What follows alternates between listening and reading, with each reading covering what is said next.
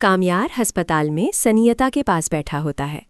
सनियता वही लड़की होती है जिसकी वजह से कामयार की बदनामी हुई थी।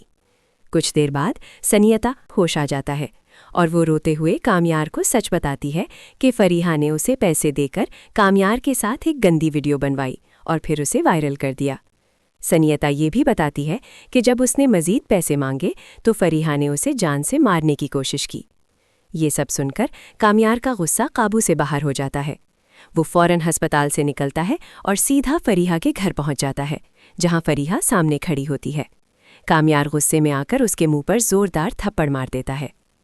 दूसरी तरफ आयरा के घर शादी की तैयारियां हो रही होती हैं और शहनाइयां बज रही होती हैं।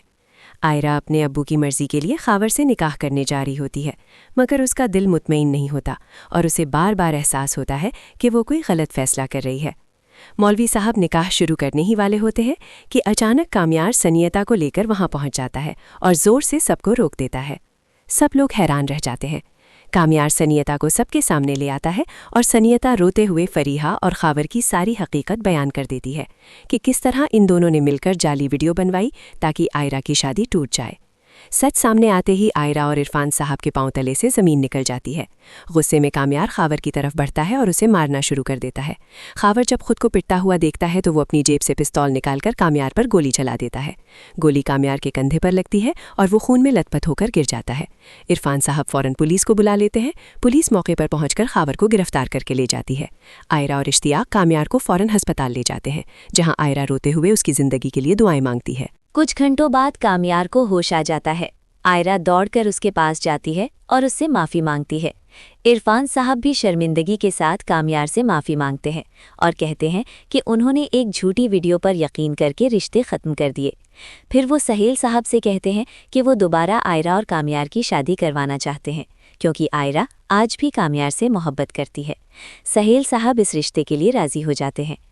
इधर जब फरीहा को पता चलता है कि उसका सारा प्लान नाकाम हो गया है और खावर जेल चला गया है, तो वो ज़हनी तौर पर पागल हो जाती है और उसके घरवाले उसे पागल खाने में दाखिल करवा देते हैं। आखिरकार वो दिन आ जाता है जिसका सबको इंतज़ार था, यानी आयरा और कामयार की शादी का दिन। कामयार बारात लेकर आता है और निकाह के वक्त दोनों खुशी से कबूल है कहते हैं। इरफान साहब नम आंखों के साथ अपनी बेटी को रुखसत करते हैं। शादी के बाद कामयार आयरा को अपने घर ले आता है, जहां पूरा घर और कमरा फूलों से सजा होता है। कमरे में आयरा कामयार से सवाल करती है कि अगर उसकी शादी खावर से हो जाती तो वो क्या करता।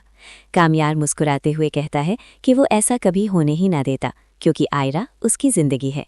फिर वो हंसते हुए आयरा से पूछता है कि उनके कितने बच्चे होने चाहिए, जिस पर आयरा शर्मा जाती है। आखिर में नाज़रीन से कहा जाता है कि अगर वो जानना चाहते हैं कि आयरा ने क्या जवाब दिया और उनकी आगे की ज़िंदगी कैसी होगी, तो चैनल को लाइक, शेयर और सब्सक्राइब ज़रूर